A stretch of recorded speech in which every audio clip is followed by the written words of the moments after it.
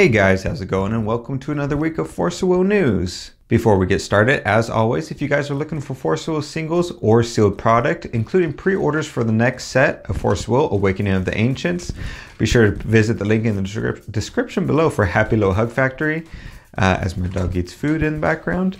They have pre-orders for Awakening of the Ancients for $80, as well as Force of Will singles, a buy list for Force of Will, and they even, if you guys are playing it, have Caster Chronicles. They have the new Caster Chronicles star decks and booster box. Those booster boxes, if you don't know, for Caster Chronicles are now just 10 packs in a booster box, so it's only, I think it's $30 that Happy Little Hug Factory has them for, so be sure to check that out. Like I said, click that link in the description below so they know we sent you over.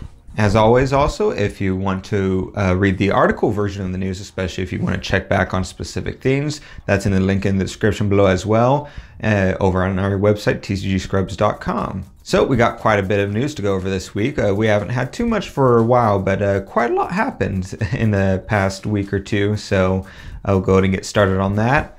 Also, if you guys missed it, this podcast this week, we actually had J Ruler on. If you guys don't remember, J Ruler was a big Force of Will YouTuber back in the day, and he left the game. And so before, like way back when we first started the podcast, a little bit into it, we had promised him a seat on episode 69 of our podcast. So he still honored that and came on to talk about the current state of the game and his thoughts and different things like that. And even stayed on for our Patreon mini podcast as well. If you guys are patrons, you can check that out. So it was a really interesting discussion. Nice to get some different perspective and all that. So be sure to check that out if you guys want to.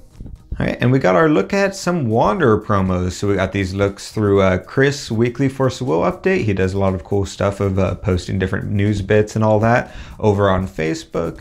And so we got to look at these Wanderer promos, Wanderer League promos for Force of Will. One of them being Cthugha, the Living Flame, which was or is still a really big Wanderer card. That's that whole Incarnate and all that stuff, which is really cool card, but it's always it's cool to have a promo of it now that not only looks cool, but really helps with those bleeding out of decks. Especially I like getting promos of old cards, because especially the commons and uncommons obviously weren't full art until relatively recently, and so it's nice to have those slowly bleeding out those older cards, especially the popular ones that you're most likely to run in your decks. So it's cool to have that.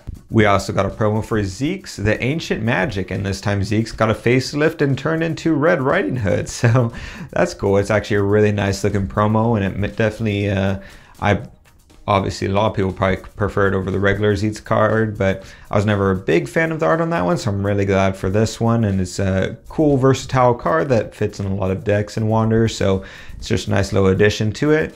We don't know if we'll be getting these over in the US or anything like that. We don't have any word on that. These weren't in English, and the promos are they're starting to roll them back out, but they're still kind of sort of in a limbo, and especially the Wanderer League, I don't know what's going on with that. So hopefully we'll get these stateside, but we'll wait and see. Next, we got an update with Iggys and Jeff's project, which, if you guys remember, they announced they had formed a new studio, a My Will studio, a new company, essentially. They still retain the rights for Force of Will's IP and all that. If you guys haven't already, go like their page on Facebook so you can be up to date with anything they're doing. But we'll keep you up to date as I'm doing right now. But I'll try to remember to put a link to their Facebook page and the link in the description below. But they announced that they have a new project, well, not necessarily a new project, new partnership, and that's with Crypto Spells, which is an upcoming digital card game that uses cryptocurrency or something like that.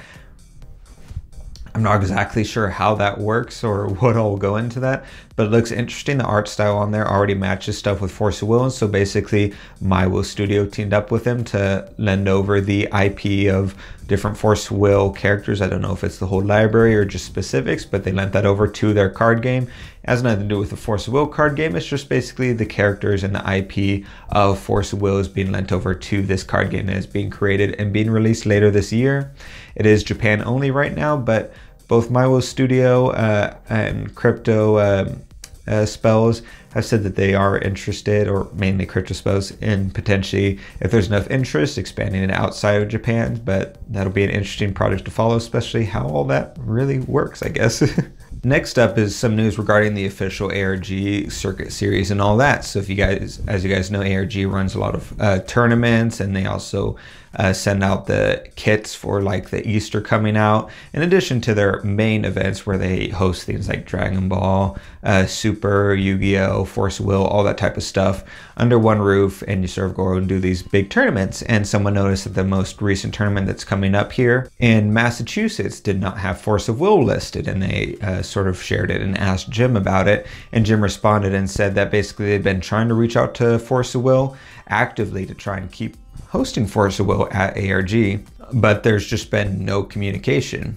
He specifically said that he had told Force of Will that ARG would run their events, and even had an opportunity to meet with Jim in Vegas with the Force of Will company, or who, the head of it or what have you, and just they never did. Nothing ever came from it. So as of right now, the company is not communicating with ARG about holding events. So as of right now, ARG won't by default be able to do Force of Will events, not because they're choosing not to, but because the company isn't even telling them yes or no. They're just not talking to them, period, it sounds like, at least from what we heard from Jim. So that's unfortunate. Hopefully that gets resolved soon. Otherwise, we'll lose a really big part of what's been part of the Force Will community really since pretty much the beginning. So we'll see how that goes, and we'll keep you guys updated on that as we move along. If you guys missed it, I would highly recommend checking out a interview I did with Svetlana of Games and Geeks. She's the one who owns Games and Geek, and they're running the upcoming GP over in Northfield that's coming up this month. I'll be going there. Oscar unfortunately won't be, but I'll be there. I'll be commentating with Jeremy and probably walking the floor, filming and different things like that. So that'll be a lot of fun. But I got to sit down and talk with her about several things. So I'll real quick give a bullet point of some of the main things. If you guys want more details or additional things that we had talked about, I'd highly recommend going and checking that interview as well. It's over on our channel, obviously. But we first discussed her GP, and they had announced that they're going to have tiered pricing, or tiered entry, I mean. And what that means essentially is you have your normal entry fee of $35 where you get in, you get your playmat and your promo Glint of Insight. For the next tier, I'm not going to say prices because I'm blanking out on the price range, but the mid tier, you get the previous obviously, as well as the Energize Chibi coin. And I think there might have been something else. That might have been it. I forget exactly. But that's the main thing. And then the highest tier, you get that plus a cool little, like, it's like a mini like plaque. It's a rectangle. I have a picture right here that has the chibi art on it. On the back side, it's also got this cool engraving with the Force Will stuff and Games and Geek. And yeah, and you'll also get your choice of one of the promos that was recently part of the monthly promos, but the US never saw, but she was able to get her hands at least some of them, things like Donut Drone and Air and stuff like that. So that's pretty cool that you have different tiered pricing, and all of the chibi stuff is exclusive to Games and Geeks, so it's not stuff that you'll be able to see elsewhere or buy anywhere else. It is exclusively there, so if you are interested in any of that, I'd highly recommend getting those higher tier entries, because they'll go for a lot more than that entry is on the secondary market if you end up having second thoughts later down the line. The other point she talked about is that Kim is the new head of the Force Will. If Kim and his company are the new head of Force Will, the game, and she said basically they Kim and his company took over it, and she actually had a chance to talk to him. She said she had initially messaged him on Facebook, and Kim actually responded fairly quickly, and she was able to get some things cleared up. And then she actually got to meet him in person at Gamma and discuss several things. And one of the main things was tournaments, and especially next season and the GPs. And he specifically said that they are looking at company run GPs again for next season. I asked what the ballpark maybe of the amount is, and she said it could be around the normal amount we've seen, somewhere around 8. Obviously it's not a definitive number, this is just ballparking, so don't quote that anywhere. It's just somewhere around 8, could be more, could be less, we don't know. They're still working out the details of what it could be, but that's good to know that company run GPs are coming back again, specifically the ones that are at actual event halls and all that. She was talking to them about other stuff. She submitted a tournament proposal to them that she's hoping that they look into, which included also things like regional promos and stuff to help promote smaller but still relatively large tournaments at different levels and all that. She said after talking with him and all that, she is optimistic about the game. Not that she was necessarily pessimistic before, but it definitely helped. And so it's just a little bit more, it helps a little bit with the optimism going forward. And as she said in the video, if you like the game, just keep buying it. And it's, you know, it's always going to be around. Even if the game dies, you'll always have the cards for you. It's not like Magic. You're not dumping thousands of dollars into the game to play. It's a relatively modest amount you need to dump into the game to keep doing it. So, you know, just keep going. And if the game hopefully keeps going as long as we're supporting it and stays good. Italy announced a new format. They called it Force of Will Advanced Format. And this is actually not just a random format someone came up with. This is actually an officially sanctioned format by the Force of Will. And it's basically how it works is it uses a rotation method of you use the past 4 sets. So currently you would use, for example, Strangers of New Valhalla, New Dawn Rises, the 5 starter decks for Valhalla, Winds of the Ominous Moon, the Lost Tome starter deck, and Time Spinning Witch. Those would be the current sets legal. And then when the new set comes out, Awakening of the Ancients, then Time Spinning Witch and the Lost Tome starter deck would rotate out. So it always uses the last 4 sets plus any side product, including starter decks or Vengulf or what have you, that are within those parameters would also be engulfed into those 4 sets. And so it's just constantly rotating and going on format. And it came with a ban list right off the bat, which you can check on Force of Will Italy's website, which is just for FOWTCG.it, and you just Google translate it. But so yeah, that's a pretty interesting idea. We'll see how that format plays out. As someone pointed out, once a year or something like that, it's just going to be cluster because of how rotation works. It's just going to be straight up cluster. So once the new set comes out here, not the Awakening of the Ancients, but one after that, it'll just straight up be cluster format until the next set comes after that, which is pretty funny. But yeah, so we'll see how this goes, what this format will kind of be like. I'm kind of curious, but it has its own, like I said, unique ban list. Currently, Sherry is unbanned in it. So if you guys got some Sherry decks you want to play, this is the format to play in. So yeah, I thought that was pretty interesting. And surprise, spoilers started. If you guys missed it, I think we have a video on our channel now for a spoiler video. Because yeah, they just started kind of out of the blue. They started on a Wednesday, which is kind of weird. They started in the middle of the day, which was a little bit different.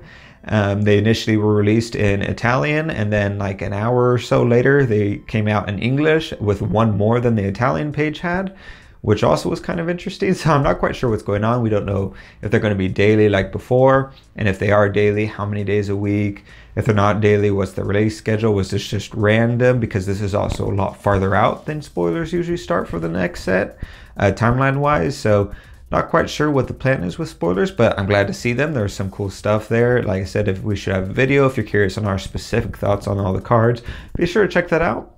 But yeah, at least we can start getting into the hype season for the next set. But speaking of those spoilers, if you looked at the bottom of the card, you'll notice something very peculiar, which it no longer says Force of Will Company at the bottom.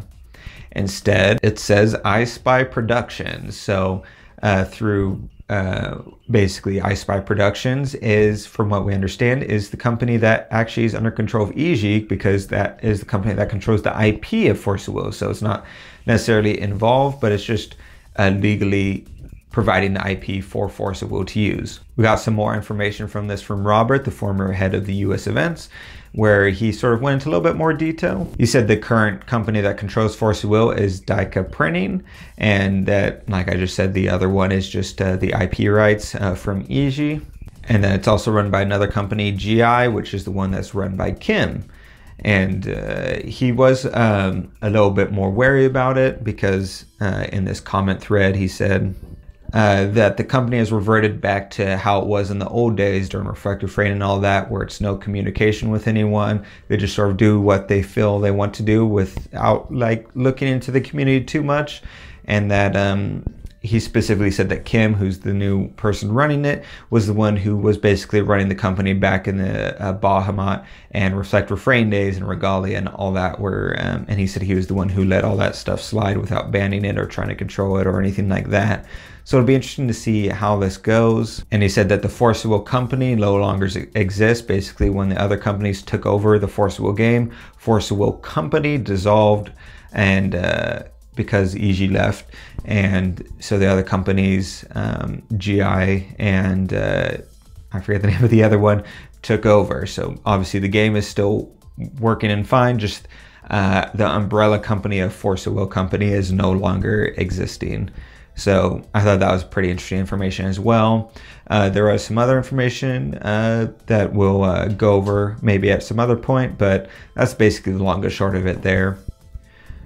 But yeah, so that's the news for this week. A little bit to go over there. If I missed anything, let me know below, and I'll try and get to that next week or pin something below. Or if I got anything maybe wrong or different that you guys want to point out, let me know your guys' thoughts on all those different things as well. I'm kind of curious to see everyone's reaction to some of this news. But yeah, thanks you all for listening, and we'll see you guys next week.